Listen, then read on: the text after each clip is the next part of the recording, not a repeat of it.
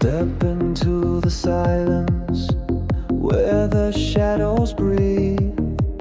Every thought is weightless, nothing to believe. Voices in the static, calling from below. Every word is fractured, every truth unknown. I'm falling deeper, no return tonight. Lost inside the rhythm, I surrender to the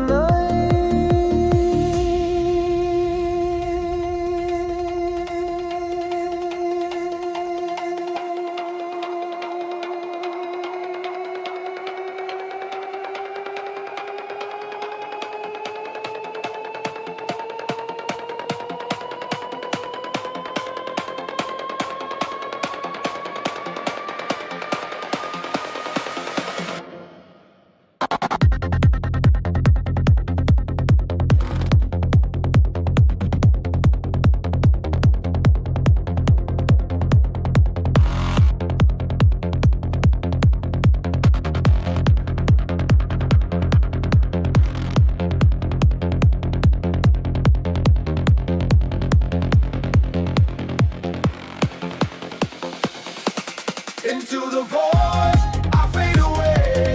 No more tomorrow, no yesterday. Into the void, I lose my name. Nothing is different, all is the same. Into the void.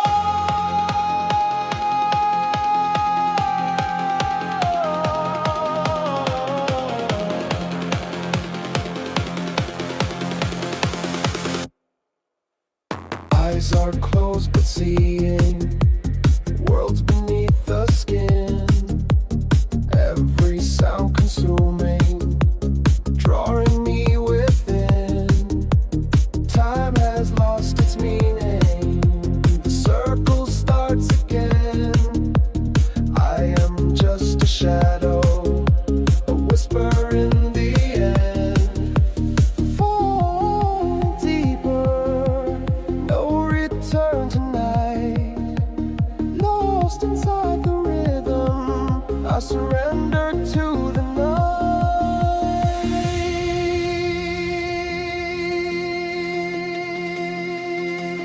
Into the void, I fade away. No more tomorrow, no yesterday. Into the void, I lose my name. Nothing is different, all is the same. Into the void.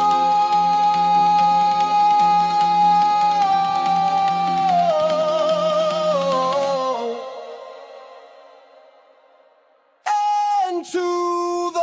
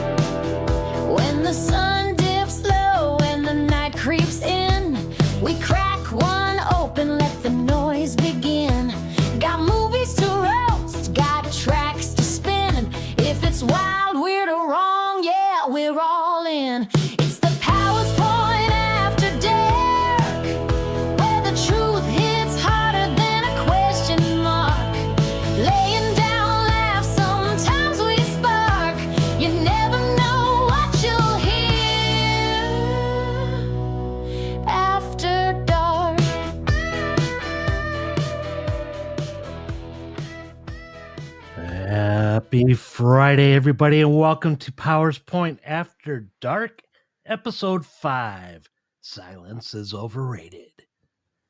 If silence was really golden, we wouldn't be here right now, filling your ears with chaos and questionable life commentary. Silence is for monks, libraries, and probably your neighbor's basement at 2 a.m. when they're trying to figure out what that noise means. And tonight, oh yeah, we're diving headfirst into the world of trance. So do yourself a favor, dig out those glow sticks, and I'm talking to you, Dave. You swore you'd never touch them again. Clear a little space in the living room and get ready to turn it out. This isn't just background music. This is the kind of soundtrack that makes you question if you're at home in your pajamas or somehow accidentally stumbled into a 2 a.m. underground rave where somebody definitely brought a fog machine that's too powerful. If you start dancing, that's on you. But honestly, Keith and I are not judging. Friday nights are a weird kind of magic. They split people into two groups. First, the ones out there clinking glasses, doing karaoke like they're auditioning for a reality show, and swearing this is the one drink they're going to stick with. We all know that's a lie. And then there's the rest of us, the champions of survival, proudly sitting on the couch in stretchy pants. Dave, again, maybe talking to you, debating if cereal counts as a respectable dinner. Spoiler alert, it does. Bonus points if you pour milk into it without spilling it on your laptop while scrolling through TikTok. And you know what? Tonight we got a few segments that toe the line between genius and did they really just say that? Including the return of Blunt Talk with Keith Mackey. That's the part of the show where Keith proves he's a genius. You never know exactly what's going to come out of him, but it's always worth listening. One minute he's talking about the meaning of life, the next he's explaining why your houseplants secretly judge you. And it just somehow makes sense. But it's not all chaos. Questionable advice tonight. I'll be taking a moment and later on in a segment I call Appreciation Corner, where we celebrate the little things we sometimes forget. It won't be taxes, traffic, or Wi Fi that only works when you don't need it. But it might be your roommate's heroic fight against the laundry pile, or your dog for finally not chewing your favorite shoes. We notice those things. And of course, we're bringing back one of the listeners' favorites, Ask a Cat from Toledo. Wise, mysterious, and completely non judgmental, Keith will be tackling your burning questions, proving that genius and curiosity comes in all forms. Ask him anything you want. Seriously, anything. And then sit back and watch him answer it like a Zen master, while simultaneously being way more relaxed than any of us could ever hope to be. So grab your drink, turn the lights way down low, or high if you're still trying to find that missing sock and somebody's son is looking for a new sock if you didn't miss a couple episodes ago, and maybe put your dancing shoes on or globe bracelets, or don't, whatever makes you feel alive, because tonight silence isn't golden, it's overrated. And by the end of this episode you'll probably be wondering why anyone ever thought quiet was good. Now, I could not do this show alone. So I am introducing the man, the myth, the Mackey, all the way from Ohio. I'm talking about Mr. Keith Mackey. What's up, brother? How's it going, buddy? Doesn't feel like it's been a week already. That went by quick, huh? It really has. And a lot going on this week, though. A little bit, Uh, yeah, a little bit took place. you know, I just finished recording the Powers Point podcast. That's why this show is titled The Show After the Show. And we didn't even talk about what took place on Saturday when we all met Oh, up. really? Wow. Nope. So we are saving it for you listeners at home and wondering what Keith and I are talking about. Well, Backbreaker Wrestling happened, and let's just say I didn't win. That's no surprise there. If you watch me wrestle for the last couple of years or almost 30. But we did. That's to be debated. It depends on the way you count it. Now, if we're talking about placings, you took what, third place? Yeah, yeah. Out of 8, not bad. That's still a medal winner, buddy. You still medaled. And it was cool, man. We all got to hang out and afterwards, and one of our friends of the show, Mo, he met up with us at the Hildebrand Hall, and that was his first wrestling show ever. Oh, really? First one ever? Never saw live wrestling ever? Never, man, never. That's why Wow. he was. That's why he was saying everybody was on the juice. Ha! No, well, there was one, we won't say who, but there was one guy he definitely didn't think was on the juice. As long as Mo's not saying that I'm on the juice, because one look at me, definitely know I'm not on the juice. Well, you're on a Uh, different kind of juice. You're on that energy drink juice. dude. So for listeners, before they, it was like the Nintendo 64 battle royal where 4 start off, and every time a person gets thrown over, the next person comes out. Well, just to make sure I wouldn't be gassed, I slammed 2 monster drinks right there in the hallway on the other side of the entranceway. So when I came out, I came out, and It's and like a house of fire. you know, and it didn't slow down, and I felt great, man. Punches, kicks. I was hitting everybody in places that they were never even hit before. You look good. You did. Yeah, you put it in, especially if you compare that performance to the Hadley performance. That Scott would have beat the other. You know what I mean? The guy before easily. You know, Keith, it was a good night that night, but l- let's talk about where the real happiness was, man. Because for the people that don't know Keith, Hmm. uh, he walked into Hildebrand Hall like Santa Claus, had his big bag intact, and the man set up a little spot on the stage, man, and just began handing out T-shirts, man. Like you get he was like Oprah. You get A a little shirt. bit. You get a shirt. You get a shirt. He made some for the Special Olympics, not the Powers Point shirts, but their own special shirt. Like Big Diesel, man, he's a huge Mario Brothers fan. So Keith designed this shirt for him, man, and Diesel always has this big like green mohawk in like his wrestling pictures, and so Keith made like this Mario with a green mohawk.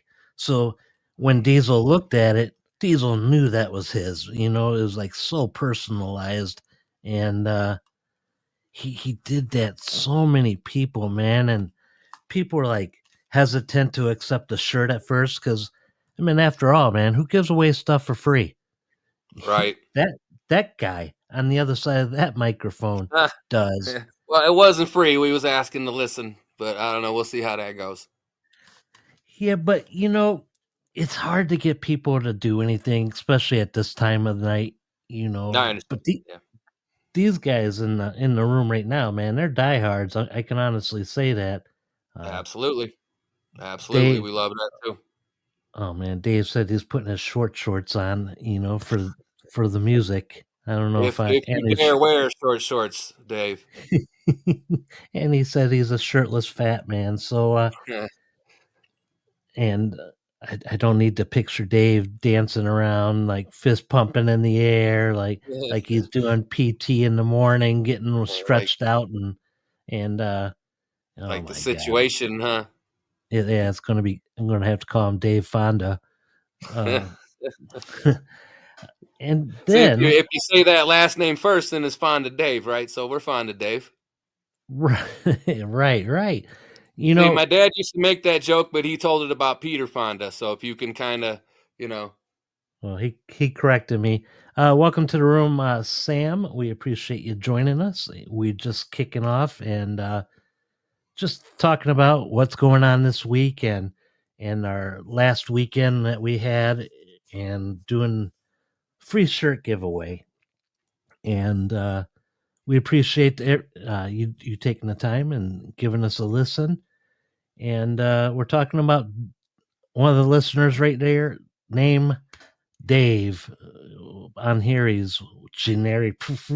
Sounds like he was having a seizure while he's like writing his name, and like I don't know what the heck generic means, but so Dave was talking about how he likes to dance to our music because we play trance music. Tonight is again the mood that I'm in. He, Here's a question, Keith. Yeah. So as of right now, no one has won this Powerball lottery. No. I got one number. It was a Powerball number, man. So I made my $6.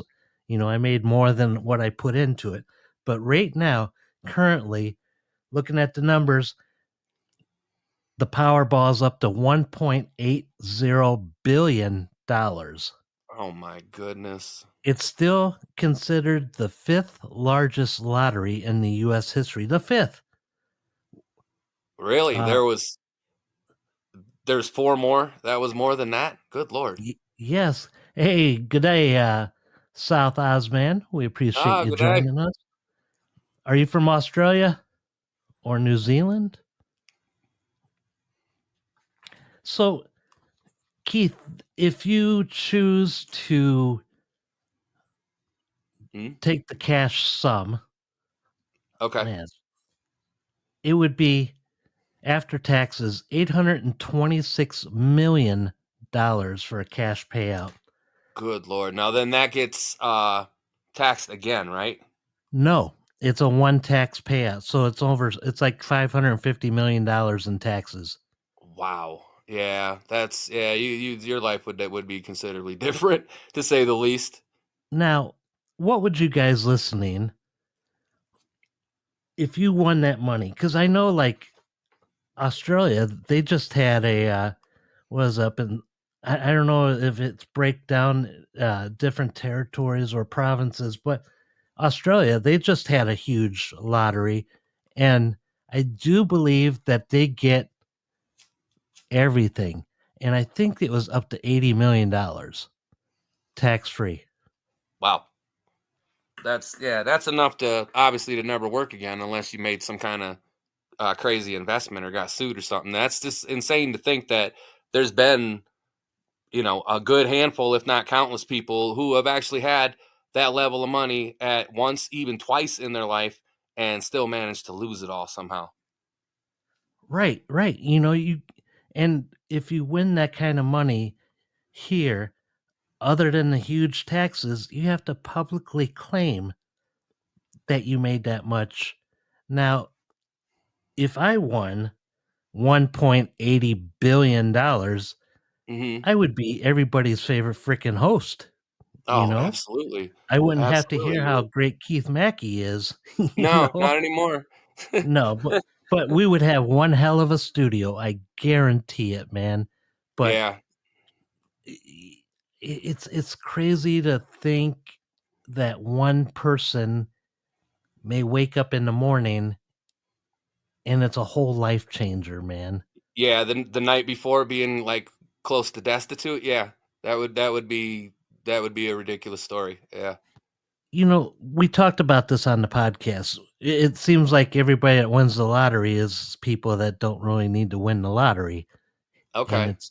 it's always in Could it like possibly Los like the Angeles. Okay, so maybe like the McDonald's thing where they're all like kind of buying in and somehow you have to like pay to win it or something like that. Did you ever see that McDonald's documentary? I did on the Okay. Monopoly. All righty. But the thing is, Keith, Mhm. winning that much money, what would you buy? What Um, would because I know you wouldn't spend it like, oh, blow it all out in one time, and you wouldn't be making a documentary saying the lottery's ruined my life. yeah, no. I probably would start up some kind of production company though.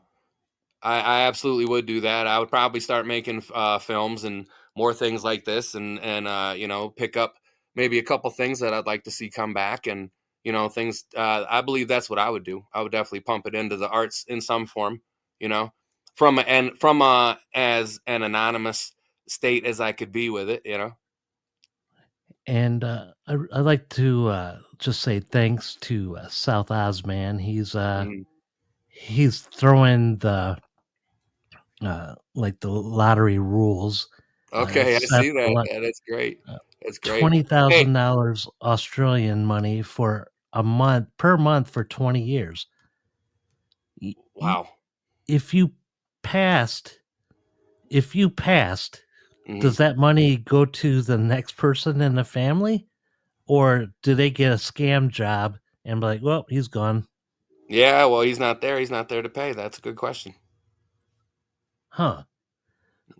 But I think I would get like a small building, man, and set up shop in there, like for video equipment and Yeah, like studio equipment, like a warehouse type thing. yeah, but I would make it so like college students, that may be in the broadcast radio, Okay.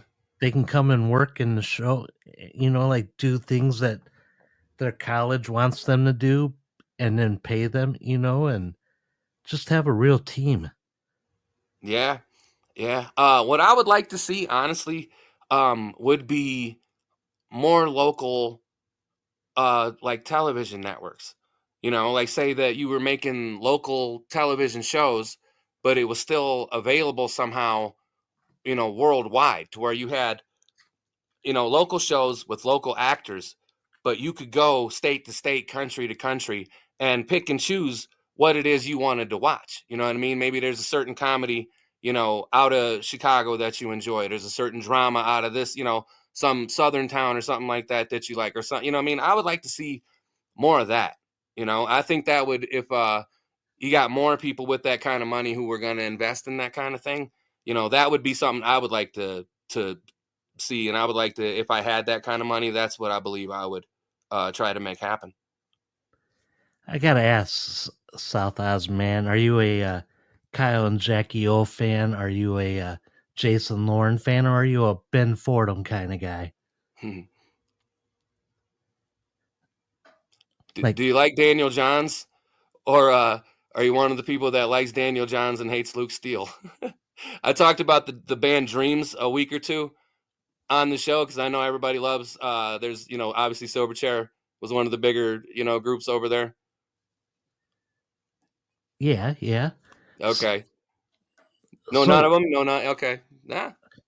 so Sam, who's also in the room, where are you from, Sam? Just curious to see like where listeners are from. Uh, okay, South Ozman says ACDC, Slayer, Sabbath, Zeppelin, etc. There you go. Can't go wrong with So, them. Well, if you've sounds never like heard of Silverchair, you may want to give them a listen. sounds like your kind of guy there, Keith. Yeah, absolutely. Yeah, we love rock and roll. So for those that are just tuning in, Okay. my name. Yeah, see that's he has Daniel from Silverchair had a side band with Luke Steele from Empire of the Sun, and it was called Dreams, and it was there was people from Oz who were telling me that they liked Daniel, but they really weren't fans of Luke Steele and they weren't fans of Empire of the Sun. Okay, you Welcome, like Silverchair? Yeah, I like him too. welcome to the show. Thank you for joining us. Uh, so for those that are just tuning in, my name's Scott Powers, and my other host is Keith Mackey. I'm from close to Chicago, about 30 miles outside of Chicago, and Keith is from Toledo, Ohio. So it's very cool to have each and every one of you join us, and we really hope you like us. We play a lot of trance music. Well, I play a lot of trance music, uh, and we got some crazy listener questions coming up on the show. We like to call the segment Ask a Cat from Toledo. A cat, not being of the feline type or animal type, the cat is slang for Keith. And Yes. Keith will be 70s slang for a gentleman. Keith will be answering everybody's questions. So even when it's time, if you want to ask a question on here, Keith will answer it. If you want to do call-ins in just a little bit here, more than welcome. I mean, it's cool. We all get to know each other. And I'm glad you're listening with us. I'm glad. Where are you from? Man, Keith, I'm feeling really That's good great. today. That's good, Feeling buddy. They were really really good. I did not know they were called the George Costanza Trio. That is ridiculously funny. That's great. Well, tonight we are again going to be talking about asking the cat from Toledo your burning desired questions. It could be on love, it could be on life. We're going to have some fun with it. But we're going to take a quick commercial break, and when we come back, we're going to have another Keith segment where he's going to explain what's on his chest at the moment with blunt talk. So stay tuned. We'll be back after this commercial and song. Ready to add a touch of artistry to your everyday life? Then you're ready for Motley Forge. Stand out from the crowd with a one-of-a-kind creation that exudes craftsmanship and style. Feel the weight of our sturdy knives. Marvel at the intricate patterns in our swords. And adorn yourself with our stunning jewelry pieces. Experience the passion and dedication we put into each and every piece. Discover the beauty of handcrafted metalwork at Motley Forge. So check out the one-of-a-kind gifts at Motley Forge, a bladesmith and blacksmith out of Northwest Indiana. Follow him on Instagram at Motley_Forge. Motley Forge, creating art through an ancient craft.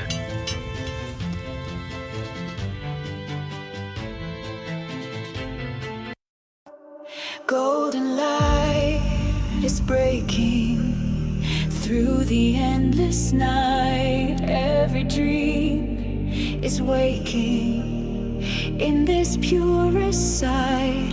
We are more than fragile. We are built to fly in the sound eternal. We'll never say goodbye. Take my hand, don't let go. Feel the current overflow. Every heartbeat, every flame, nothing will remain the same. Rise beyond the sky tonight. Burning stars will be our guide. Lose yourself, don't question why. We are infinite inside. Rise beyond, don't look behind. All the past is left behind. In this moment we are free. Endless light eternity.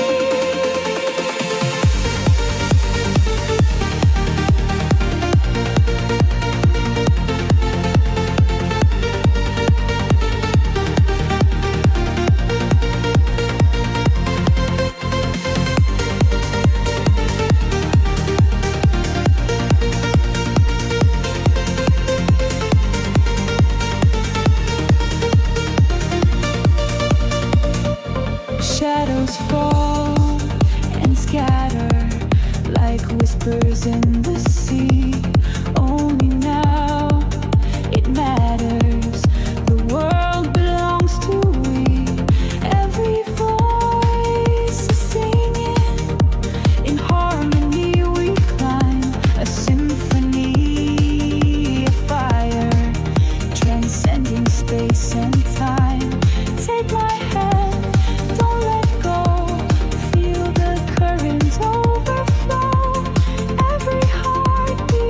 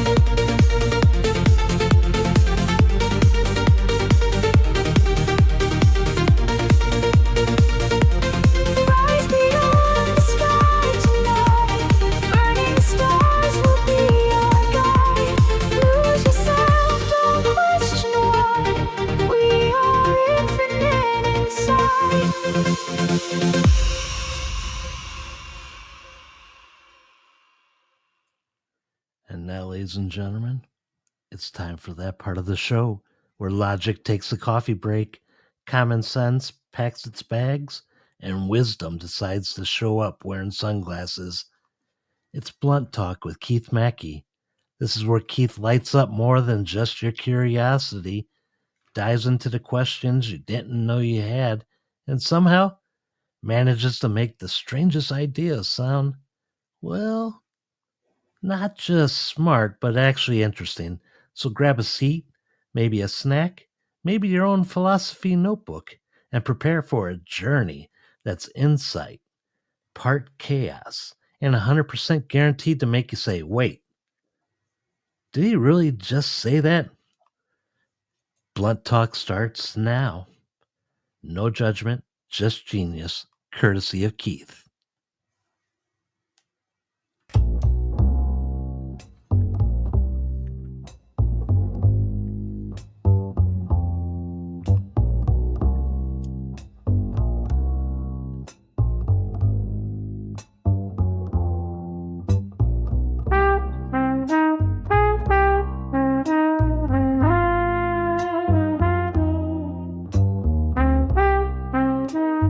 It's time for Blunt Talk.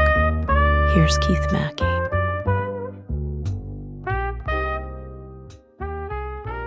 Well, it's another Friday night in East Toledo. Time for some more Blunt Talk. I'm Keith Mackey. Let's fire this up. So last week there was no UFC fights, so my record on picks still stands at 7-1. And this week I had 3 fights that I was going to pick for, but one of them happened to fall out at the last minute due to a weight cut. But tomorrow's UFC fight card comes at 3 p.m., which is earlier start time for here. And I enjoy those kind of cards because then we can actually watch the entire card without the rest of the house getting too tired to maybe catch the main event. But it's coming from Paris, and it's interesting the way the card is built. It's built around 2 French fighters, or 2 French-based fighters in the main event against 2 Brazilian fighters, and particularly 2 Brazilian fighters from the team called the Fighting Nerds, which I talked about last week. Now, the Fighting Nerds started from a man called Pablo Sucapira, who was a marketing agent, who around the age of 29 years old fell in love with the sport of mixed martial arts and decided maybe he was a little bit too old to be successful as a competitor himself. So he decided to train. And so he started up a gym called the Combat Club, which again, as I said, is in Sao Paulo, Brazil. And his first member was one part of the main event tomorrow, and that's Caio Bahayo, who at the time was a math and a chemistry teacher, and a self-proclaimed nerd. And because they loved to fight, they decided to call themselves Fighting Nerds, as a split between their theory behind it as that a fighter wants to fight more intelligent or be more smart, and a nerd wants to be able to fight to be more brave. So therefore, they call themselves Fighting Nerds. And they base their style on each person individually, depending on their body type. And they compare them, they say, to animals. And when they come in, they ask them on the first day, well, which animal are you? If you're a tall, rangy kind of person, then they get you more to stick behind the jab and the things that a long range fighter would use as, a sniper from the distance. Or if you're a shorter, more of a stocky guy, to get inside, to get between those arms, because each kind of style can be used against the other one. It's just, do they use their style to the best of their advantage? And they got a nice little roster of fighters at the moment, particularly 4 main ones, which was one of them being Carlos Prates, who we saw a week or 2 ago get a spinning elbow knockout against Jeff Neal. And another one is Jean Silva, who I'll be talking about probably next week. I think next week is UFC Noche, but he has a big fight against another fighter called Diego Lopez, and that's a good one and a very pivotal one at their weight class, which we'll probably be talking about, I guess maybe in the later weeks. I don't really necessarily think that weight class comes up now so much. Or I guess maybe it does, because the one fight that did fall out that I wanted to talk about was Patricio Pitbull, former Bellator fighter, knockout artist, and true banger. Has a lot of great fights against Michael Chandler, various other guys, just Ben Henderson. good fights, good wars. And he was fighting a promotional newcomer by the name of Lozine Keita. And I wondered right off the bat, I was intrigued on why they would give Pitbull a promotional newcomer, considering the last two guys he fought were both top 10 fighters.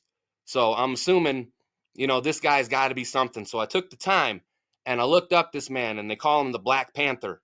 And he is a killer for sure. He's another knockout artist. And this would have been a great banger of a fight had he not missed weight. Now, missing weight in the UFC and not getting the fight carries so many negative connotations to it because, for one, right off the bat, it's breach of contract. They were contracted to come in at a designated weight, and then they didn't do that, so they have to possibly draw up a new contract. Now, are they going to do that for a promotional newcomer? Probably not. Probably not. They'll do it for a Nick Diaz or for somebody like that that's been around a little more, but they're not going to do it for somebody who's entering. And another thing that ends up hurting is if they do get to fight, and then the fighter that missed weight has to give 30% of their purse to the fighter that didn't miss weight. Now, if they don't fight at all, then the fighter who missed the weight gets nothing. And chances are Pitbull got his show money and probably his win money. And but what really was the biggest thing that he robbed him of was the chance to perform. They could have gone in there, and there's the opportunity for potentially $150 extra $1,000, and not let alone potential bookings. And so, this man, they could have gone in, had a barn burner, and then at the end of it, say Pitbull got a finish and got performance of the night for the finish. They got fight of the night for being the best fight of the night. Now, because Keita missed weight, he would have been ineligible for bonuses, so they would have given the bonus to Pitbull and potentially sending him home with $150 extra $1,000. And if he would have had a great performance, a potential better booking in the future. Now, what I feel is going to happen with this is Keita's probably going to get a second chance, but they're going to bring him in lower on the card because they don't trust, they're not going to be able to trust him as much. And so he's probably going to get a guy that he's going to starch. You know what I mean? A guy that's not as skilled as Pitbull. And Pitbull's going to get rewarded, but he's going to get rewarded with a more difficult opponent who he will potentially not beat. So this guy's weight miss really is going to end up hurting the wrong person here. You know what I mean? As opposed to maybe, hurting just the guy who who was unprofessional and didn't come in prepared. Now, enough of that. On to the main event and the co-main event. In the co-main event is a fighter that I am very excited about by the name of Mauricio Rufy. Now, he's another one of the highlights and marquee fighters for the Fighting Nerds. Now, this man was a former bodyguard for a Chinese billionaire that decided to take on MMA. And he was undefeated and suffered his first loss right before COVID hit in 2020. So when he was ready to bounce back, there was nowhere else to fight. So this man had to sit for 2-3 years and to get back in to get another chance to prove himself. And the first fight that he got back, he won it with his first punch. Not in the first round, with the first punch. And that is extremely, extremely rare. Now that set him up for a short notice fight on the Dana White Contender Series to fight the sparring partner of Islam Makhachev, who was the lightweight champion at the time. And he came in as a 2-1 underdog and ended up finishing that guy in, I believe, the third round. So that got him into the UFC. And since then, he's had a 92% finish rate. And he's starched, guys like King Green, who's an amazing fighter. But if there's a guy who could give him problems at this weight class, and now that he's moving up, it's the dude that he's fighting. And his name is Benoit Saint Denis. And he had a good fight with Dustin Poirier a couple fights ago. Didn't come out his way, but he looked good in it. And I believe it's going to be a true test for Rufy, but I believe in the end, Mauricio will get it done.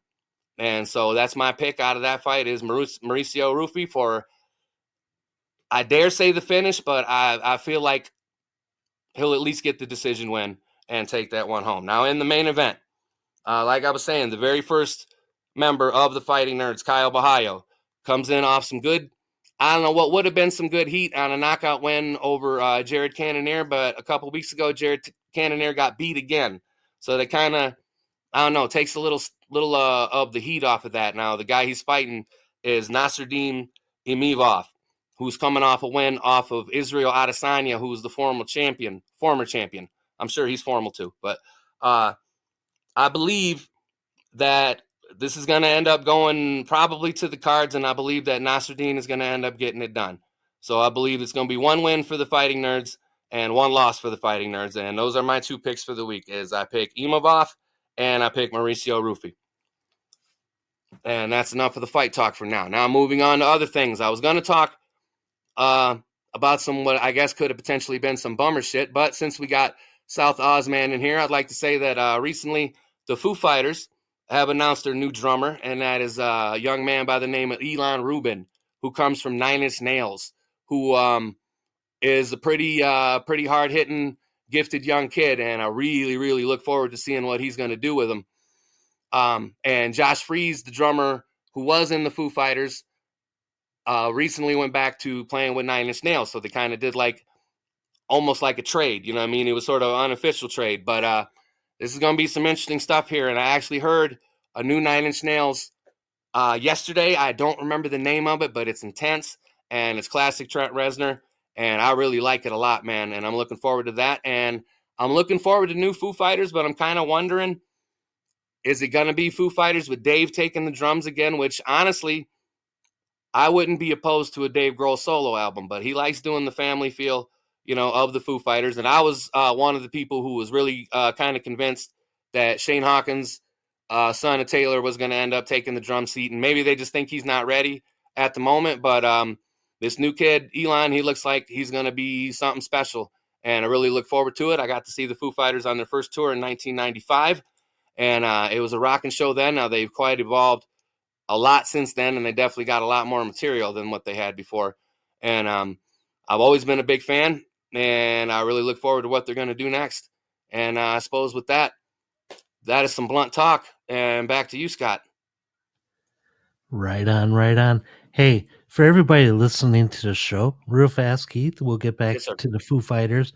For everybody listening to this show, if you're looking for something else to listen to, check out, I mean, you're already on Podbean, so it's an easy thing to do. Check out Strange Days. It's about alternative conspiracies and music trivia mostly. So, Keith, that sounds like something that's up our alley, man. It sounds great. And as the door said, strange days have found us. And South Ozman is the host of this show, so we will be checking that out. And what days do they usually come out? Let's see. Also, man, Stays with a Z. also, Nine Inch Nails, they have a new album. They do the soundtrack for Tron Ares that's getting ready to come out. So maybe wow. maybe what you heard, and it sounds pretty intense.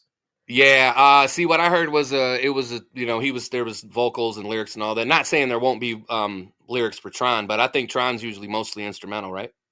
No, Tron the movie. Right.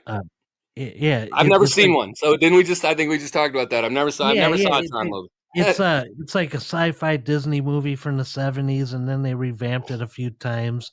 And then Jared, what's his name? The dude that he does My Chemical Romance, Jared Keto, is that his name? Gerard Way. Yeah, he's the lead. Kurt Russell's back in it again because he's like trapped in the system. So Gerard Way is acting in the movie and he's the star? No. Who played? His name's Jared. He played the Joker in Jared Leto? Huh? Jared Leto? Yeah, that dude. Okay. He is the lead in Tron Ares. Okay.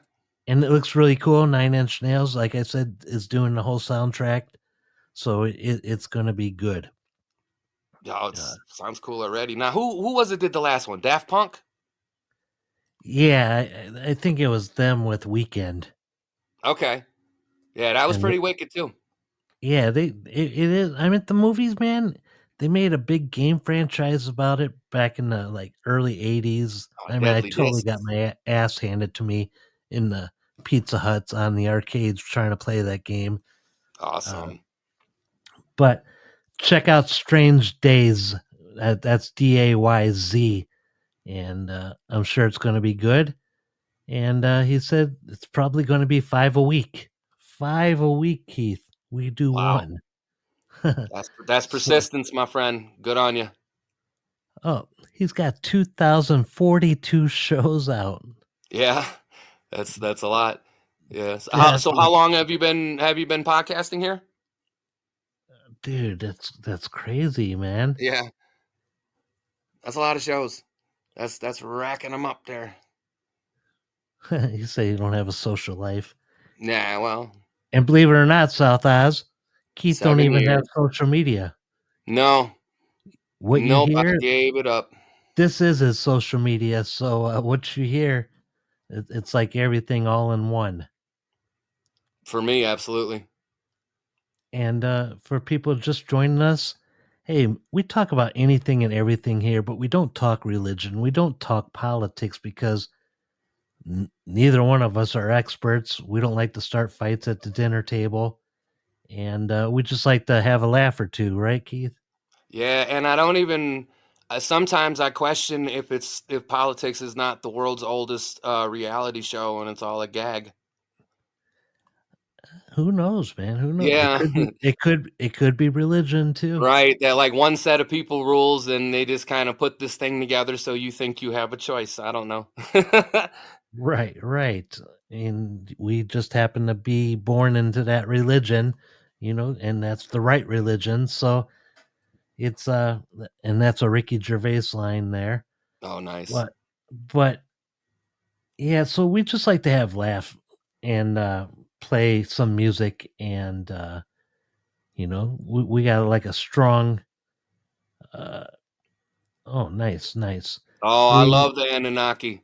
See, my name is Keith Evan Mackey, which has the same cadence basically as Anunnaki. So, yeah, right. So Keith Anunnaki is very, very similar, right?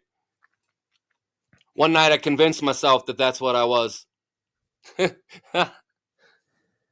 I live in the fourth dimension the rest of the time. I thought I was a podcaster once, and look. Mm-hmm. And then we moved into radio. Yeah. Man, you guys just tuning in from all over the place, and some haven't said where they're from, and some have left already. But it's very cool that everybody gave us a few minutes try at least, right? Yeah, well, probably not fight fans, but okay.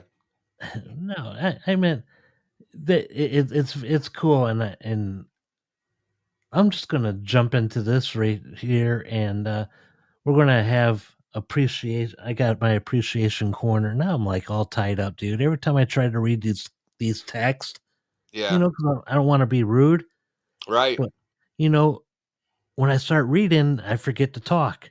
So, oh, really? Okay. I can't do that. So if I don't text back, man, I'm not being rude or anything. Dave is from Michigan, South Oz man. Yeah, he's the J Nuri guy on text there, and then Sean is from the East Coast. But feel free to congregate, feel free to congregate amongst yourselves. What was that? The one Mike Myers character used to say, "Talk amongst yourselves." Hey, we're going to take a quick. We're going to take a quick break and another song. Hey, go figure. And then awesome. We're going to do one of our fan favorite segments that we just started doing 2 weeks ago, Beyond the A-Side. So stay tuned. We'll be back after these messages. It's back to school time. Let Sticking Together by JK on Etsy add something special to your new season. Show pride with car decals, labeled dorm and school supplies, or organized totes with all your free time. Whatever you need, Sticking Together by JK on Etsy is your one-stop shop for personalization and decor needs. I hear the silence breaking. It's calling out my name. The past is slowly fading. The future's not the same. I'm standing on the edge now, between the dark and light.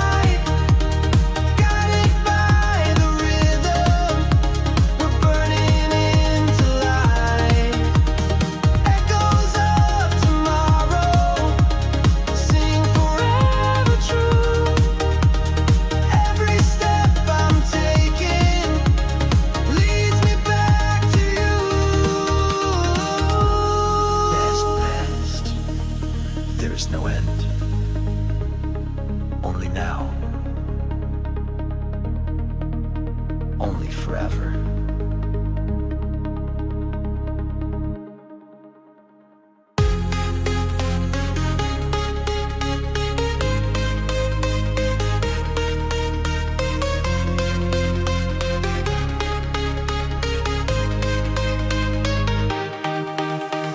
Echoes of tomorrow calling through the night, guided by the rhythm, we're burning into light. Echoes of tomorrow sing forever true. Every step I'm taking leads me back to you.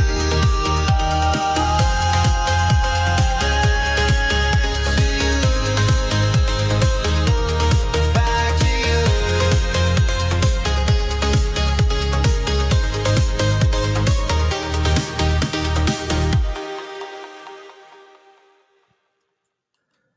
All right. Welcome back to the show. If you are just joining us, this is Powers Point After Dark, the show after the show. We do the Powers Point podcast with myself and our other co host, Jim Banks. It's a cool show. We like to talk about different things that you won't hear on here and vice versa, because I don't want nobody bored if they listen. You know, you never know what you're going to get. But you know what time it is? It's time to flip the record and dig a little deeper. Welcome to Beyond the A-Side, where Keith uncovers the hidden gems, the overlooked classics, and those songs that somehow didn't get the love they deserved. Keith will take you on a journey past the hits, past the obvious choices, and straight into the tracks that make you stop, listen, and think. How did I not know that song existed? Whether it's a forgotten B-side, a lost remix, or the one that track that makes your playlist suddenly feel complete, Beyond the A-Side is where it lives. So turn it up, pay attention, and get ready to discover something new, because Keith's about to take you past the hits and into the musical shadows where the real music happens. Beyond the A-side, where the hidden songs hide, the gems you miss, we bring back to life.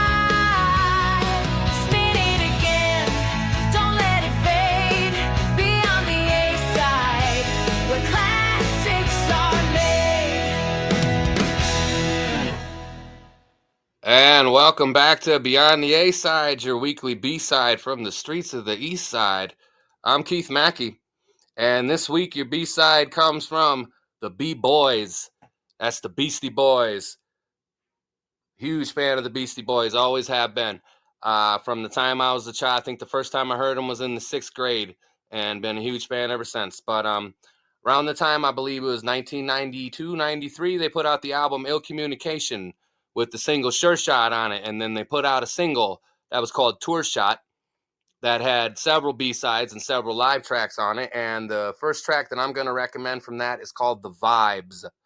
And it's one of their more hip-hop tracks where they got the echo and the reverb going on the microphone. And it's about mid-tempo, you know, banger if you like So What You Want or Pass the Mic. You know, this would be a good one to play right alongside that, because that's a wicked song. And I believe that style of them that they do with the kind of that mid-90s hip-hop flair that they added to the, you know, their 80s sound and whatnot. I don't know. I'm a sucker for it all day long. Love the B-Boys.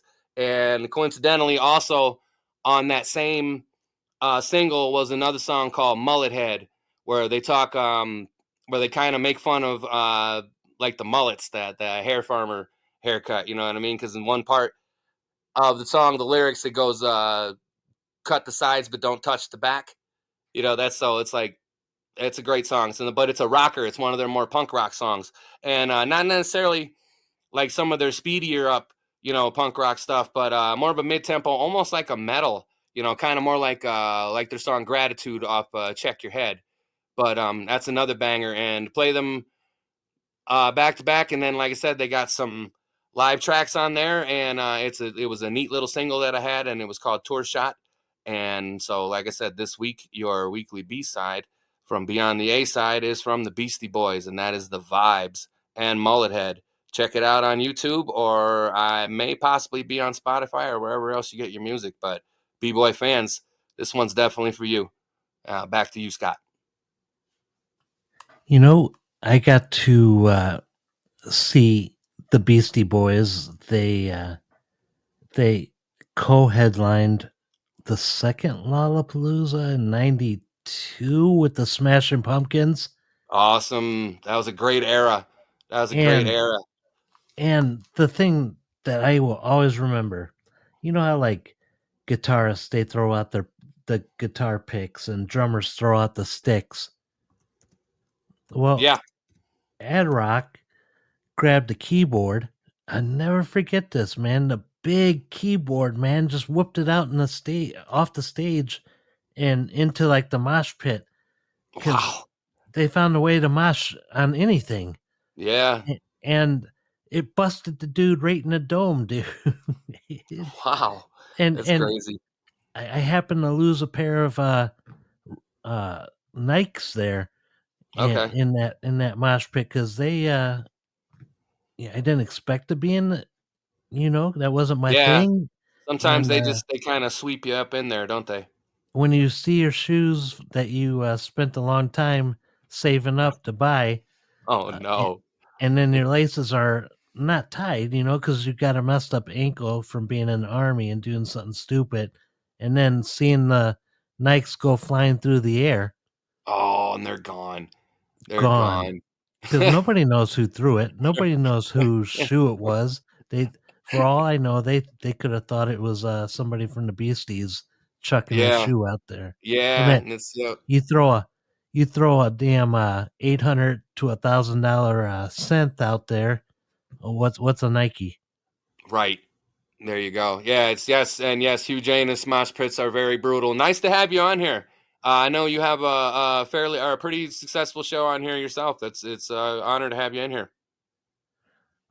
So for those that are just joining us and just checking us out because you just happen to go past all the religious shows and then see us, well, I appreciate it, man. 'Cause slowly but surely, I want to grab some of those peeps and bring them on over here so we can all have a good time together, laugh and listen to music and just talk about anything and everything. So no Hey, politics, no religion. So this is a free zone, man, where you could just have fun and not worry about getting pissed off by something that somebody says, unless you do one of Keith Mackey's picks for blunt talk and you happen to lose some cash. right. Well, he's That not first week you'd have been responsible. golden, man. That first week He's was not golden. responsible. The man's on a roll. Right. I was on a roll. Currently, I'm on a loss. So I'm coming off a loss this next one. Well, dude, do you count 7-1 a loss? Well, no, the last fight that happened was the one that gave me the one. So that's like, the very last pick was the loss. I was on the road to 8-0. Hey, again, you know what? I'm just jumping right to this, Keith. Mm-hmm. I'm doing a section I just started last week. We're on every Friday, 11 o'clock Central. I think Ozman's like 16 hours ahead of us, or Australia's. It's a big gap. So wherever you are from, man, check it out on Google. 11 p.m. Central. We are here every Friday, and we go as long as we can or want to, But the more people we get, the longer we go. So I like to do this thing called Appreciation Corner. So it always stems right back, Keith, to my appreciation is the listener. Absolutely. Each and every one of them that are just jumping in here or, listening to us live or listening to the download or replay. Man, you guys make everything that we do so worth it.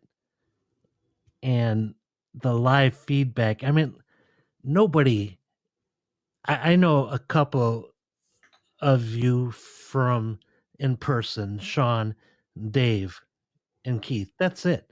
And Everybody Mo when he's here. before, but yet here you are sitting at our big digital round table where we just hang out, talk, and I just want to say I appreciate you guys.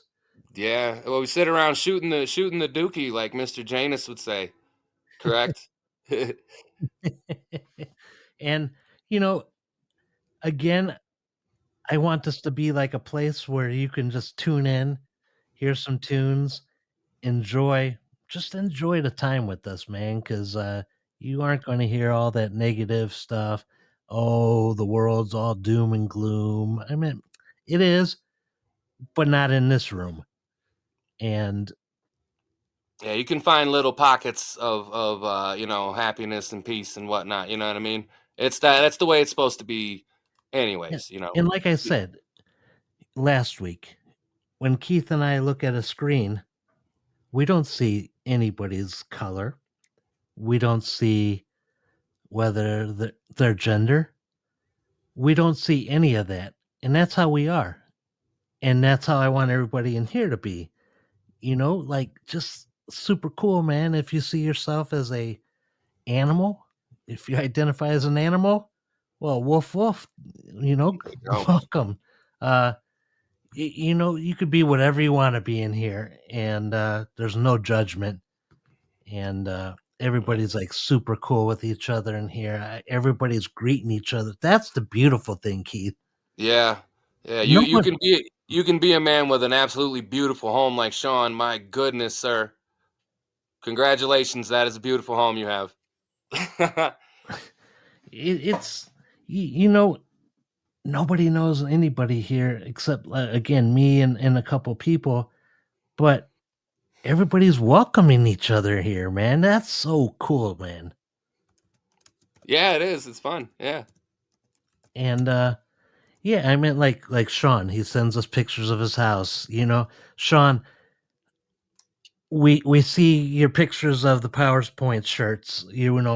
Repping the Powers Point, and that's awesome. Dave, we got your picture, man. You're repping it, and we hope you guys enjoy it. Keith put a lot of time into that, and the man's true to his word. He said he was going to send you guys all shirts. Boom, sent them all shirts. Yeah, no wolf tickets here, bud. uh, So many wolf tickets out there. Ain't no wolf tickets in here. and like Keith and I, man, we're like laid back. I do wrestling for 30 years now, like you see on WWE. Am I good? Yeah. Nah, I'm average. You It's know, mellow kind of wrestling though. when No, it's not well, mellow. It was good. when I joined, I was never had no aspirations to be WWE or WCW. You know what I mean? I was living my dream. And I don't know why not. Why couldn't you have? no, that's what I'm saying. You know what? Like I met with the right people at the right time. Yeah, you And have. Here's the and thing: is you have what do you call it in there? What are they? Where the branches break off from where they've, or you know what I mean, build off from where you have seed. You know, in the WWE, there are people that you have touched that are on the big show now. So you do have. What's her name? Jordan Grace, right? Jordan Grace. Yeah, you And had a hand in training her, right? She's on the big show, so you actually, so your vibe, your touch, you made it. It's there in a way, I've been in the locker room with CM Punk before he was famous. right? But it's cool, man. And I've always wanted to do my own radio show. So I started doing a podcast 10 years ago this month. 10 years. I started with a podcast that's still going called Major's Mess Hall. Check it out afterward. Another podcast that you can listen to when we aren't on.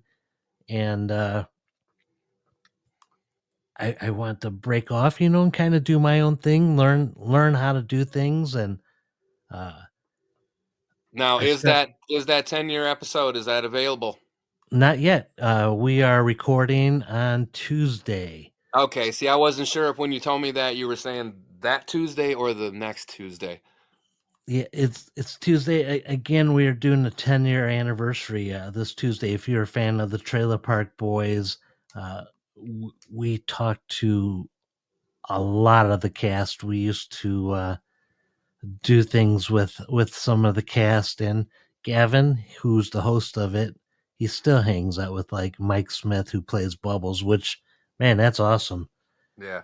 Hey, And Gavin, if you listen to this, have you seen the guy who was the dead ringer for John Dunsworth in the Atruby commercials? Have you saw him, Scott? no, He looks exactly like him.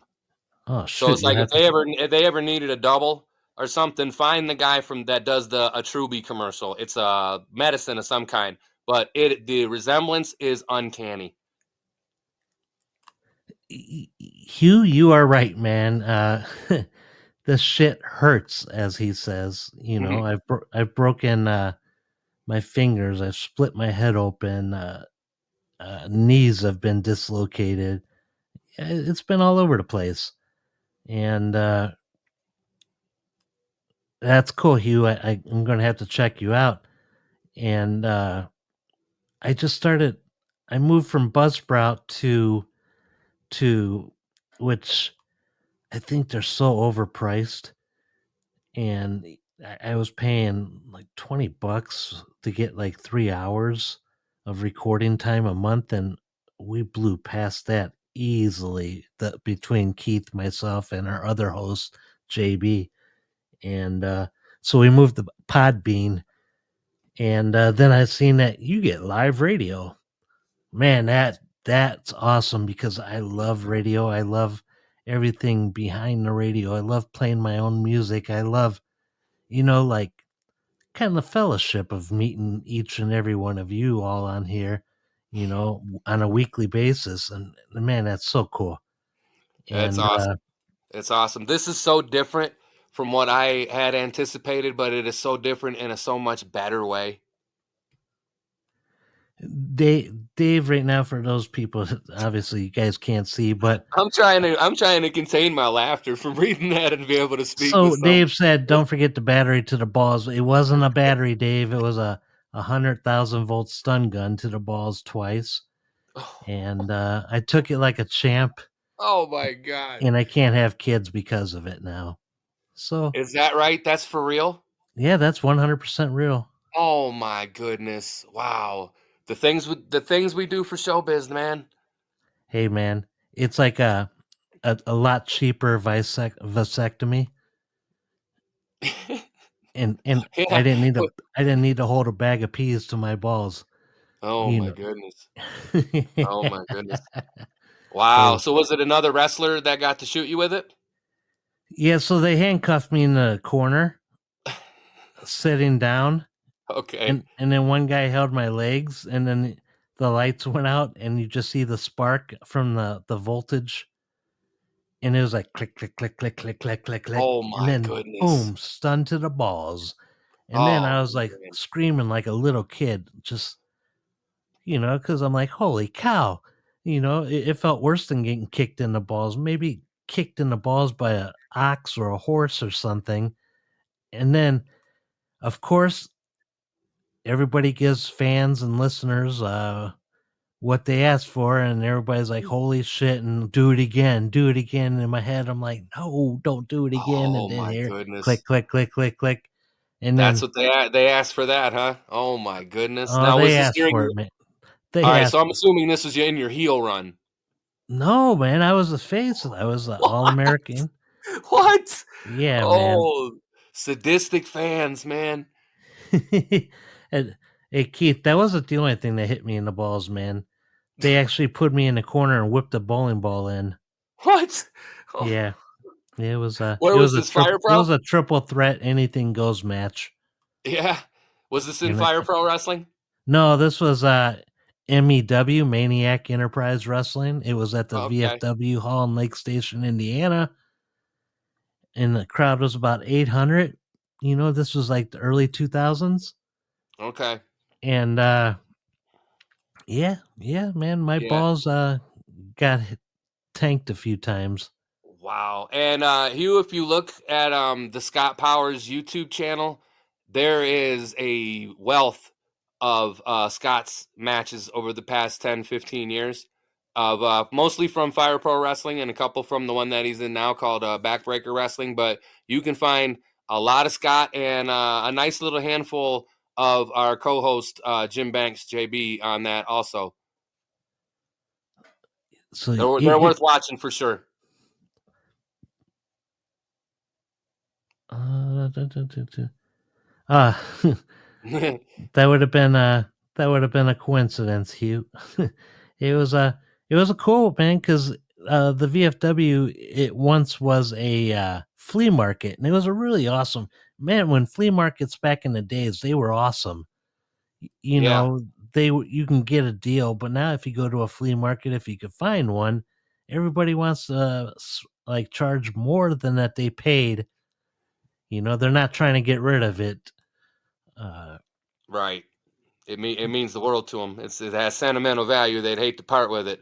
Like For we used to less- have a for guy less in than Lake. this much. We used to have a guy in Lake Station Flea Market, man. His name was Bones, and you'd always hear him. Everything in the booth is half off, and I'm talking about a half a chair missing an arm.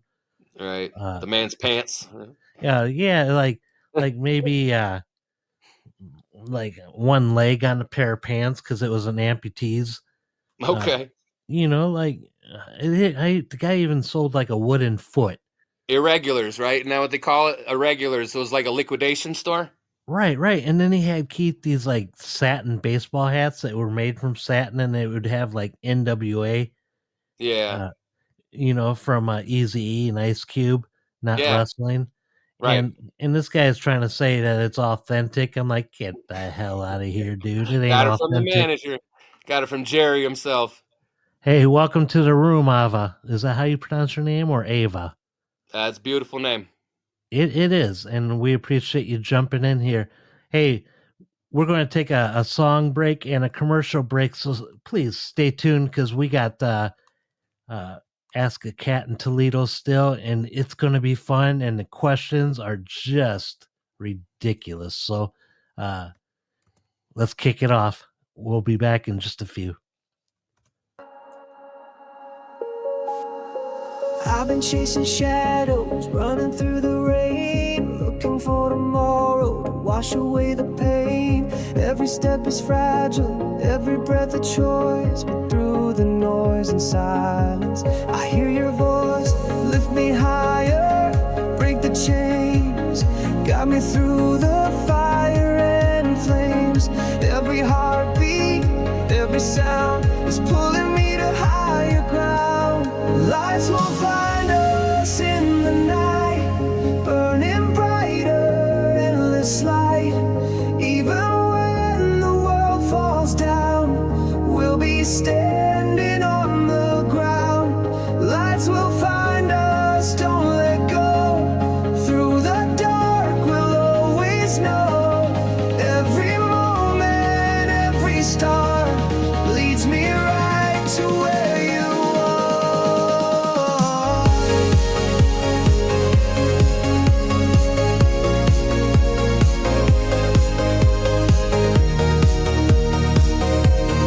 Leads me right to where you are.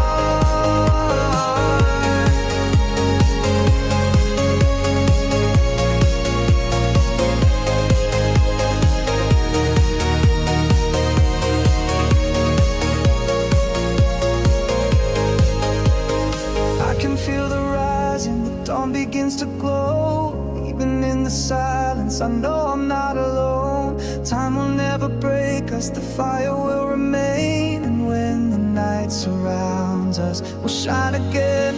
Lift me higher, break the chains, guide me through the fire and flames. Every heartbeat, every sound is pulling me to higher ground. Lights will find us in the night, burning brighter, endless light. Even when the world falls down, we'll be standing on the ground. Lights will find us, don't let go. Through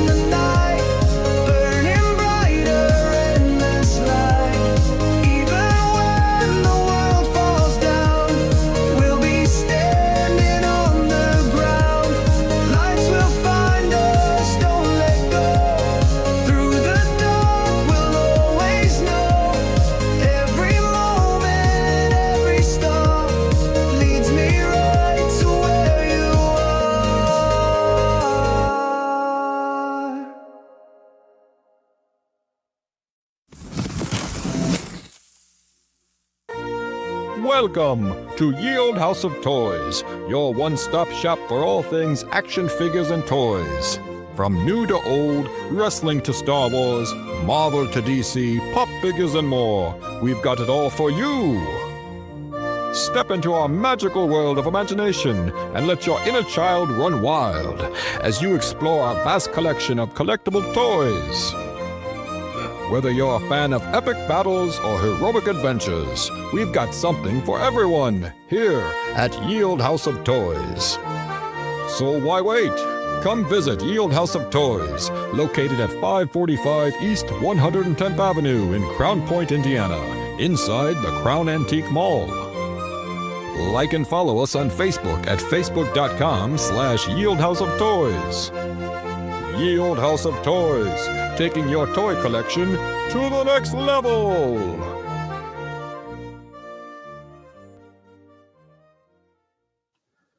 All right, folks, it's that time again. The segment where your questions get answered, your problems get dissected, and your brain might do a little happy dance or run screaming for the hills. It's time for Ask a Cat from Toledo.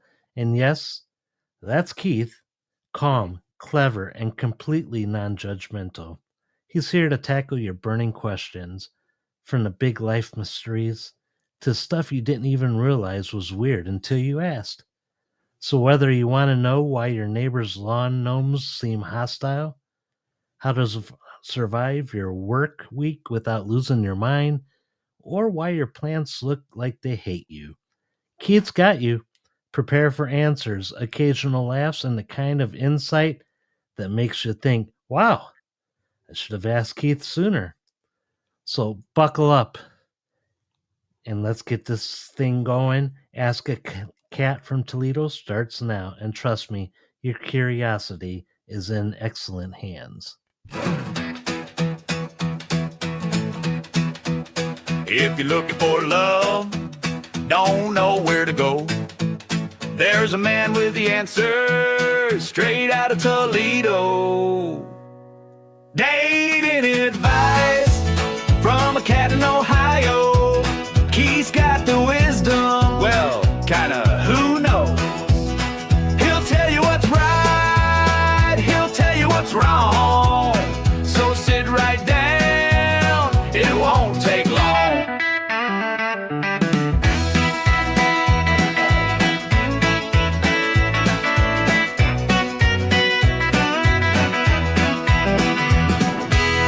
Keith is here to answer all. Just don't actually take his advice. Now, I can give you advice on the plants. If your plant looks like you hate you, maybe try the googly eyes.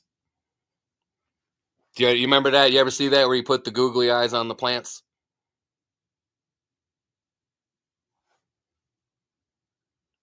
Hello, you here, Scott? I apologize. I do. See, I hate on this screen, the mute button is on the other side of what I need to be. Oh, okay. So I apologize for that dead air. But Keith, are you ready to answer listeners' questions? Yes, I am. All right. We're actually going to split this up so everybody doesn't get tired of the questions, because we got a lot this week, and we're going to do it. So here Well, we let's go. hope I can be some help. You will, man. Everybody relies on you. Why does every situationship end with me crying in an Uber at 3 a.m.? Everyone? Wow. My guess would be you manifest these things with your choices of people that you spend your time with, particularly at 3 a.m. Got to be something to that. Hey, nothing after midnight, right? Is good. Yeah, exactly. Except for this show. Mm-hmm. That was iffy. All right, next question. Keith, why do I Yes. always fall for people who treat me like shit? That is a very, very interesting question, because I kind of can relate to that one, but I really don't know. Maybe it's a inside like inner masochism or something like that, but I definitely feel like that's a common trait.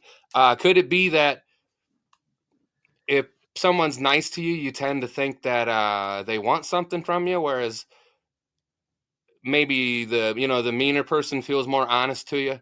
You know what I mean? Like the nice person is the shadier. Maybe they wait for the big moment to stab you in the back, whereas the crueler person, you kind of know what you're dealing with and what you're getting with. That could be. But as far as why you're attracted to them, I really don't know. Maybe because people tend to want things that they can't have more than the things that they can. That makes sense. Yeah. All Stop dating stupid men. That'd be a great. Yeah, exactly. right. Next question. Why do I always end up being the side piece without realizing it? Ooh, now that's a difficult one. If you don't realize you're always the side piece, I don't know. I guess maybe how much time do you demand from a person? You know what I mean? Are you can you not recognize, times of phone calls if you only get phone calls late hours at night and they're very brief and you never get seen in public, or you don't date in public, then I guess that doesn't really answer why, but that'll kind of answer as what you should look for, I suppose. Hey, I got to tell the listeners too, if you are offended by some language, we apologize. It's just the way that they come in. So, next question. When people say, don't be a pussy, do you take it personally? I Wow. suppose that's a situation by situation, because you can say it depends on context. If it's like you figure some people will say that to you if it's you're about to do a shot and you're hesitant to do, or something, maybe, just anything you're hesitant to do. But I don't know, why they call you. I don't know why people would call you a pussy. I guess I don't know. Like again, I suppose it depends on the situation. If it's something simple that you should be doing, and they're calling you a pussy by not taking the steps that you should be taking in life, then I suppose it's warranted. But if they just like to call you that to insult you, then I don't know. Maybe it's an inner thing their own selves, because people like to project. They like to project their own insecurities onto another person. So that could very easily be what the case would be. But again, that's really a case by case basis, I would think. All right, next question. Keith, Yes, sir. how do I tell my partner their playlist is killing the vibe in bed? Ooh, that is a good one. I suppose the best thing you could do would be to suggest a better one or create a better one yourself. Uh, can I suggest old R&B, Barry White, maybe some Marvin Gaye, some things like that. I tell you what, Marvin Gaye has albums where you can have the entire album with lyrics and then the entire album without. So maybe go without and try that one out. See if your partner enjoys it. Hey, that makes sense, man. It makes sense. Yeah, it's never, you can't just say somebody's wrong. You have to you got to offer a better option. That's the best way to do it. You know what I mean? Hey, just to answer Ava real fast, she asked if AI is asking the questions. AI is asking the questions, but real people have asked, and they don't want to be on the show, so they just send in their questions. So to make it a little bit easier and a little bit more entertaining, I use AI. Just to being honest. And I am what I eat is a great response. and, Far better than what I came up with. Next question, you ready? Okay. Well, now, Keith, is it normal to miss my ex while I'm with my current partner? Normal? Yes. Is it okay to have the thought? Yes. Is it okay to act on the thought? No. That would be my suggestion. You can't help what you think. That's just you're really, you're defenseless against your thoughts. And, it's okay to have the thought, but to, really expand on it or to, try and act on any of those thoughts is not a good move and is very disrespectful to your partner. And otherwise, you might be thinking about the person that you're with right now with the person that you're with later. And then that'll be the ex that you're thinking about that you messed up about thinking of the first ex. and there's a lot of X's going on, and I'm confused. you, you, you confused me, but you know what? Like I said before, it makes sense. Yes. So, all right. Next question. We did get a lot this week, so here we go. Mm-hmm. Why does everyone I date turn out to be either broke, married, or insane? Because that's just men these days. That's just the way they are. Well, I guess you didn't say men. I suppose that's mostly people these days. You know what I mean? But it also depends on where you apply. You know what I mean? Where do you meet people? If you meet somebody at a bar, chances are, you know, yeah, that's where those type of people congregate. You know what I mean? Meet somebody at a library. You know, meet somebody something, you know, somewhere a little nicer, in the grocery store or something like that. You know, a high end market. You know, something like that. But if your only outlet for meeting other people is in a bar type situation, then you got to understand that everybody you meet has this kind of like attitude to where you have to, it's almost like, you know, you're being offered to them, be like, well, no, that's not so, you know, there's a better one, whereas, you know, you meet somebody at a more kind of a random, more casual, almost more proper setting, chances are you're going to get along a lot better. And that's really what's important, is getting along with the person, not necessarily, you know, what, you know, other people, whether other people approve of who you're dating or not. You know what I mean? Because you're the one that has to date them.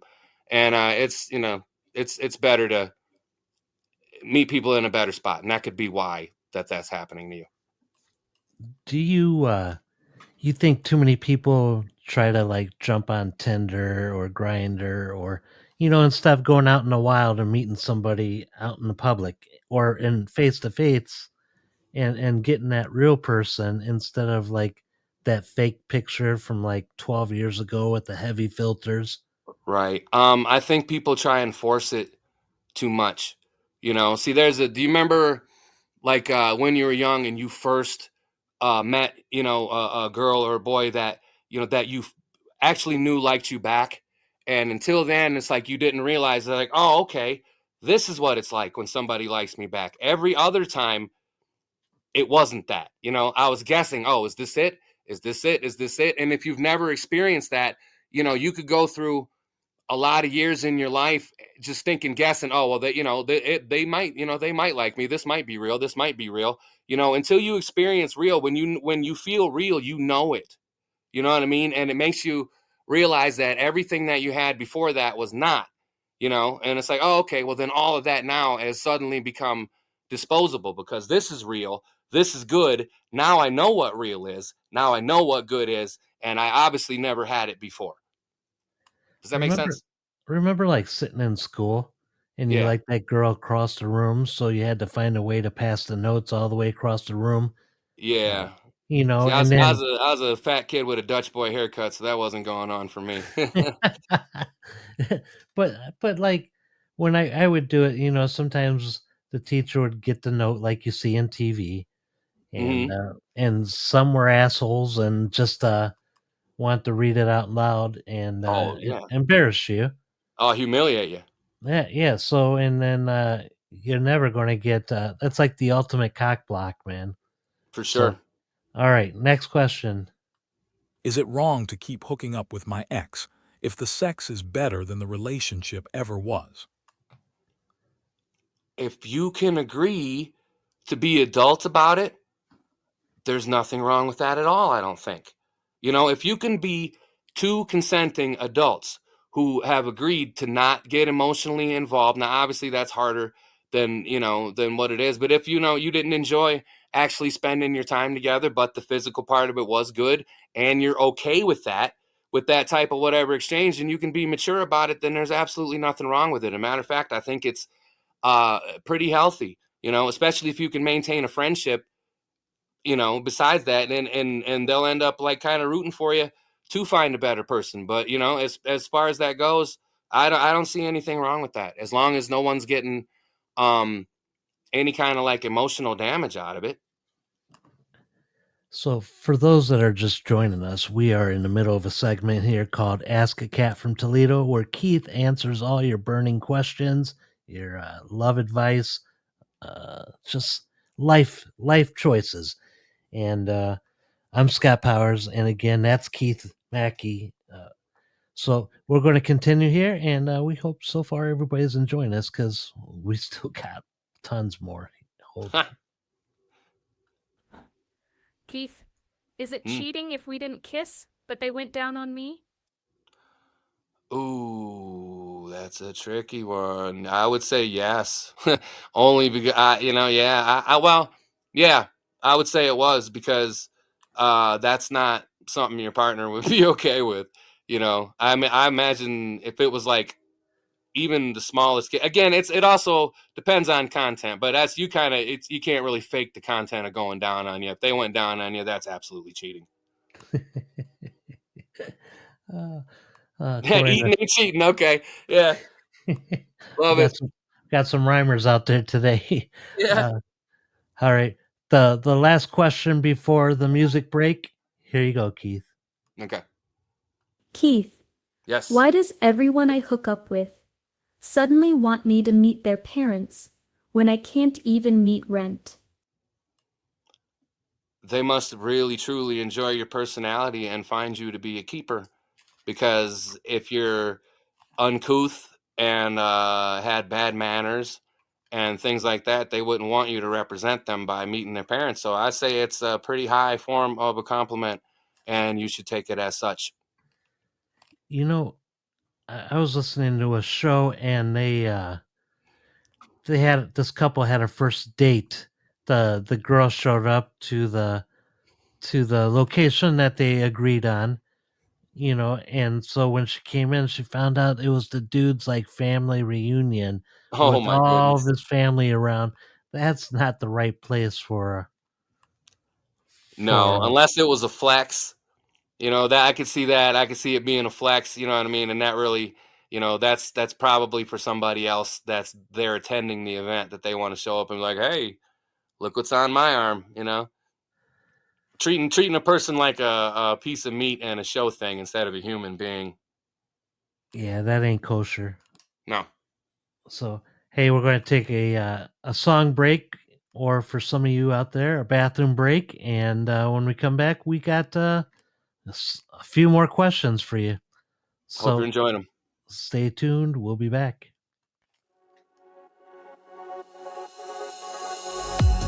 Falling into color, the spectrum pulls me near. Dreams collide with daylight, the silence disappears.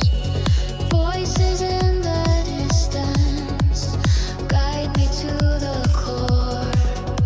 I've never felt this endless. I'm craving more and more. Breathe me in, dissolve the fear. Every heartbeat brings me here. Through the static, through the night, I awaken in the light.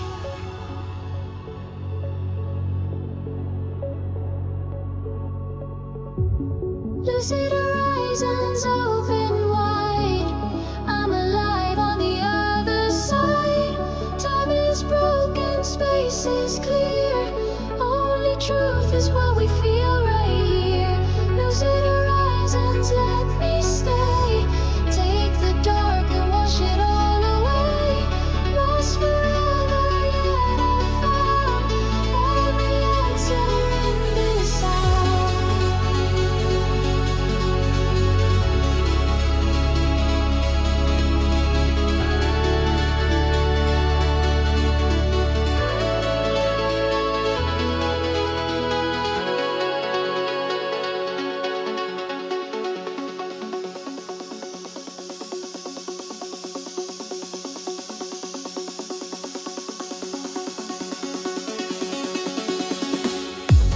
Rising waves of fire, they shimmer in my veins.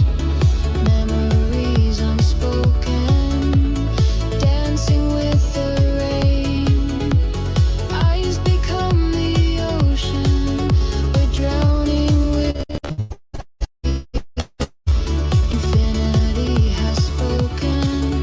The meaning's crystal clear. Breathe me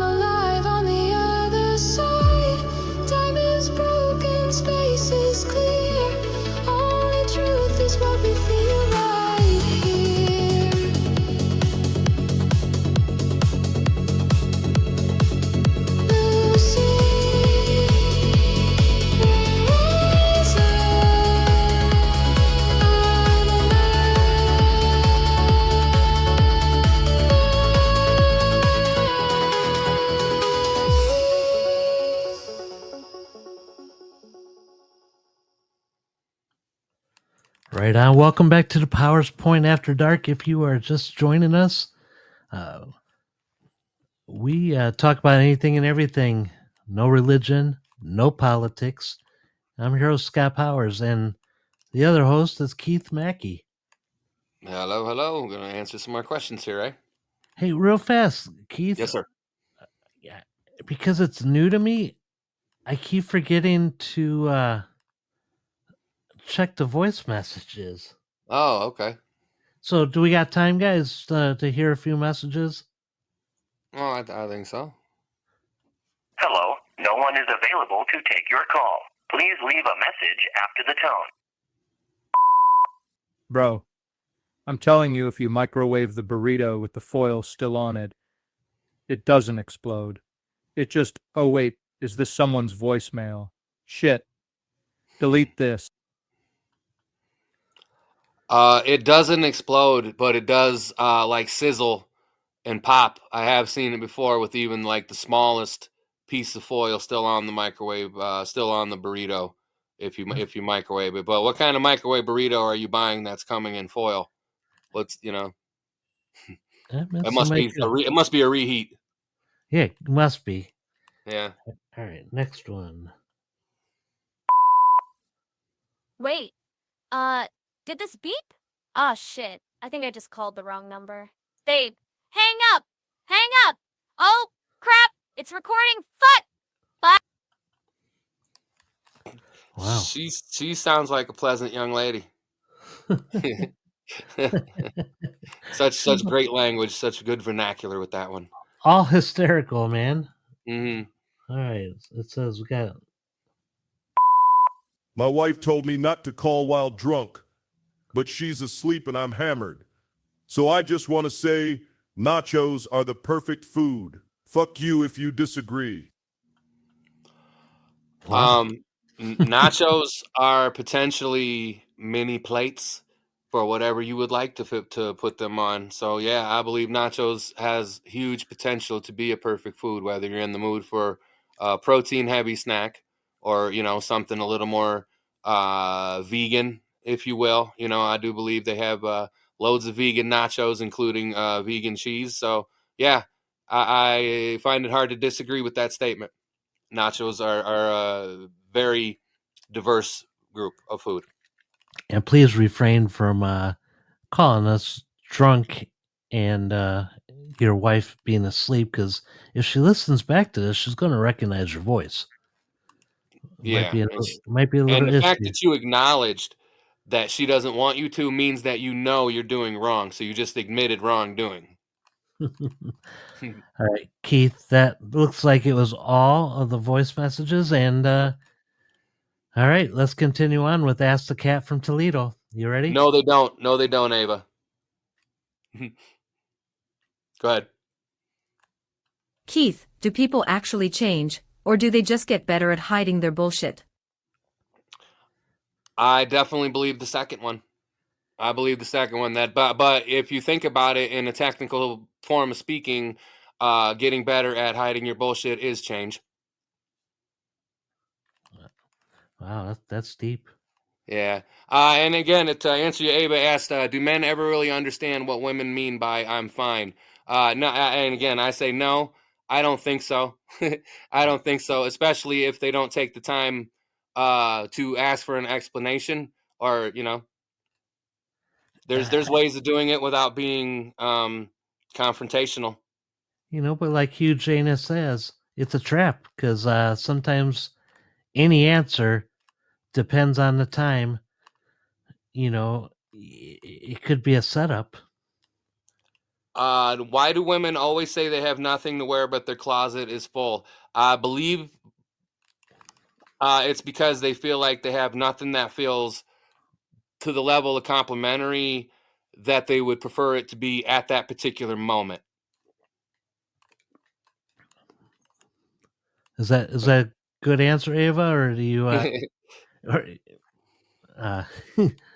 Thank you. You got any more? I mean, I'm come married, on. so that's that kind of set. I mean, I'm a little better with I've been married for 20 years, so I'm a little better with the female persuasion, not getting myself in as much trouble. Hey, welcome to the room, Faye. We appreciate Hey you Zhang. jumping in. That's another beautiful name. It is, man. Mm-hmm. You ready for the next question? Yes.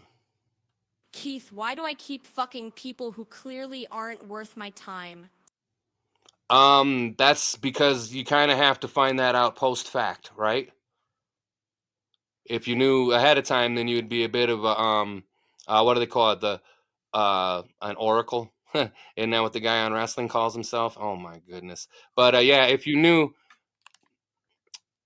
beforehand, then I guess, and you still did it, then yeah, it would be because you're stupid, as Mr. Janus says.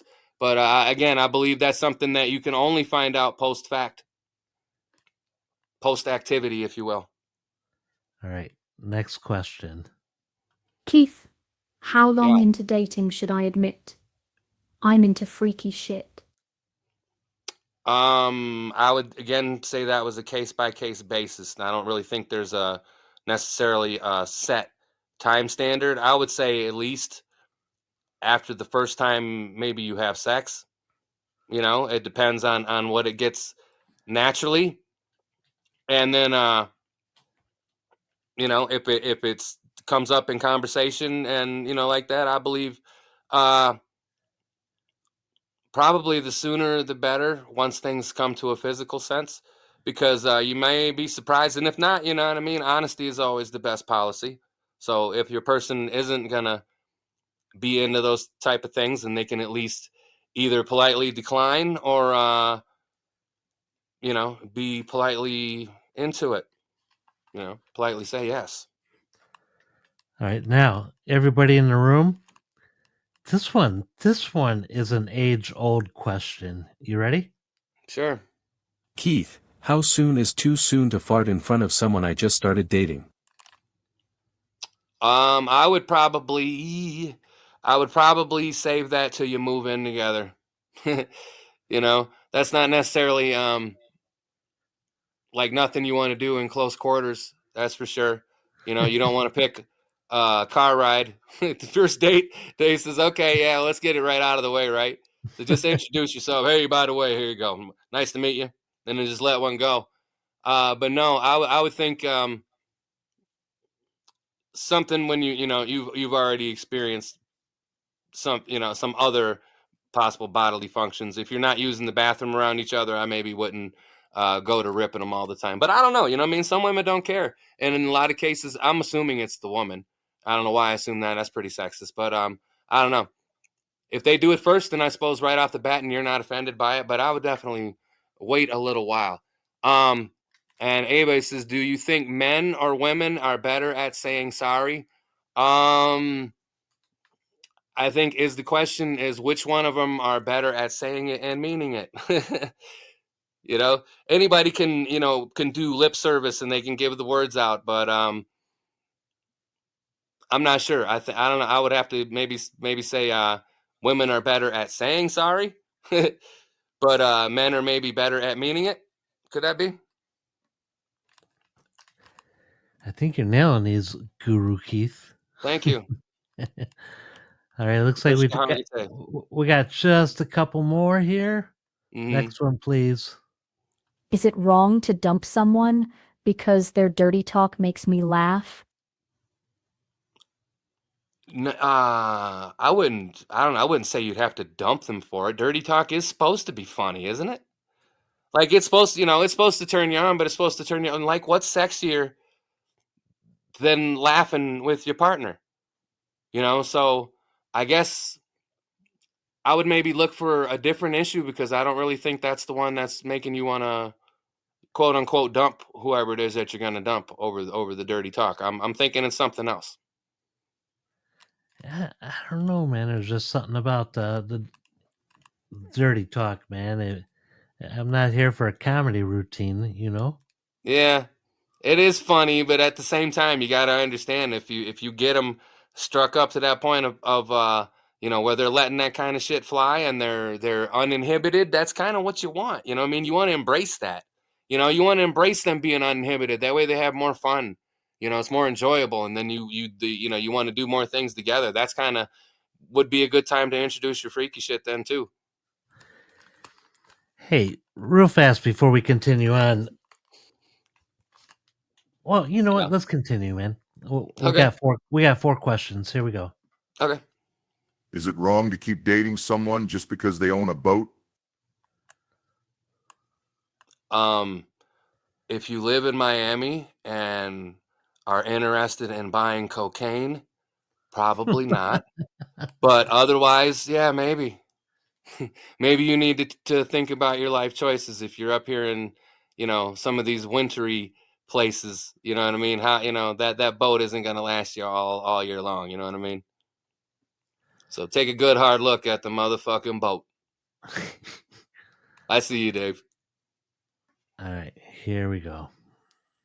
Why do people who can't even satisfy me think they're the best you'll ever have? That's just kind of a line that people use out of insecurity. That's usually the first thing, you know what I mean? And that's the same as when like a man or a woman will like lobby really hard for someone, and then after like they kind of get rejected, they start telling them how, like how ugly or something like that they are, you know what I mean? That's strictly insecurity. Strictly insecurity. A lot of puffer fish out there in the world, you know what I mean? A lot of wolf tickets, like we said earlier. They're everywhere. The wolves are everywhere.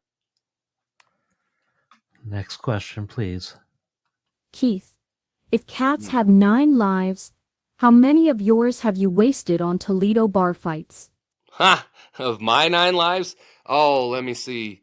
Well, there's one, I would say at least 5. Yeah, at least 5. The funniest one kind of took place in a Taco Bell parking lot after a long rain, to where the melee kind of spilled into what was like knee-deep water.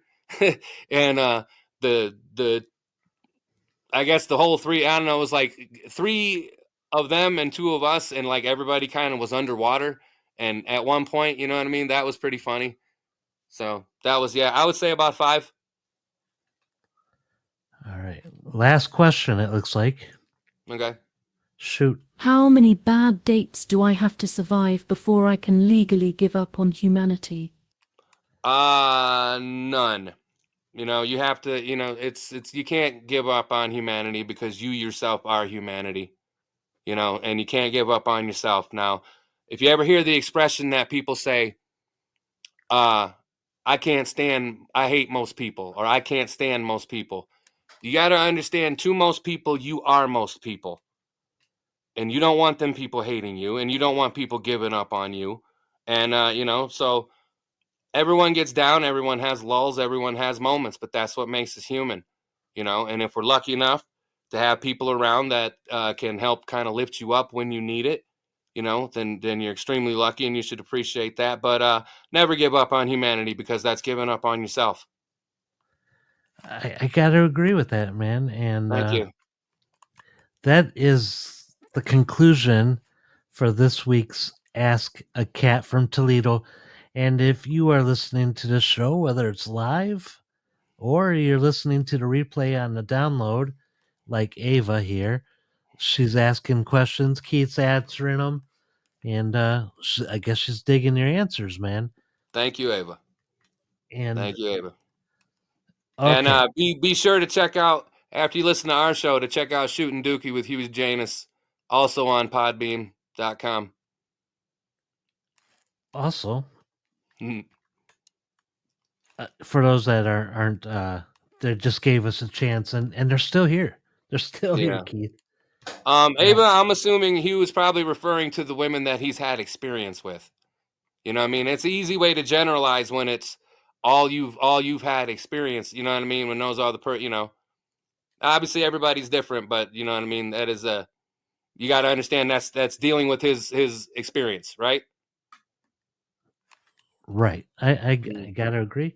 Remember, this is a nice cool zone, not not saying things and getting people worked up. Right? No, we're all friends here. We're all friends at this big digital table we call life on Podbean. And Dave, you are behaving, man. You are very much behaving. Dave behaving. And I'm enjoying this night. We've had people from Australia. What's up, Simply Jackie? That's a great name. Hey, who is it? Well, it's Simply Jackie. Yeah. So, welcome to the show. No more needed. Simply Jackie. So we just did the Ask a Cat from Toledo questions from listeners, and Jackie, before we end the whole segment, man, if you got any questions of love or life or something fun, do you want to ask the cat before the segment is closed? Type it in there. We really appreciate this guy. He's like the guru of advice. His name's Keith Mackey. In Okay. a lighthearted, silly way, of course. Right. You don't have no cults or anything, at least that I know of. That I know of either. You never Unless know. Give away a few more T-shirts, I might. Unless it's the Powers Point. Yeah. Hey, glad you mentioned T-shirts because Keith, he's been making Powers Point After Dark T-shirts, and we will have them up on a website soon, hopefully, and check Well, if them you out. recall, we have a contest to finish. Yeah, I mean, if you want to do it, or you want to wait another week. I don't know. It's up to you. It don't matter. Whenever we'll throw it in when we talk about the backbreaker stuff. Okay. It's very nice of you to join us, Jackie. Very much so. How do cultural differences affect relationships between men and women? That is a great question. Let me see. I guess it depends on how open-minded each person is. You know what I mean? Because if they're willing to accept without prejudice, whatever it is that maybe their partner, is into, or whatever their culture happens to be, that if it has a strong effect on him, a lot of Caucasian men, I feel like they're kind of like, I don't want to say they have no culture, but they're definitely open to, say, learning, about maybe another person's culture, if that's something that they feel that they can apply to their life, you know what I mean, in a comfortable way. But oh my goodness, let's see, the between men and women. Again, it also depends on, I suppose, the maturity level. You know what I mean? Because a difference in anything will become something very quickly that they can use, like, kind of weaponized. Use as a weapon, or would maybe claim somebody was less than or more than. You know what I mean? Because of their cultural differences.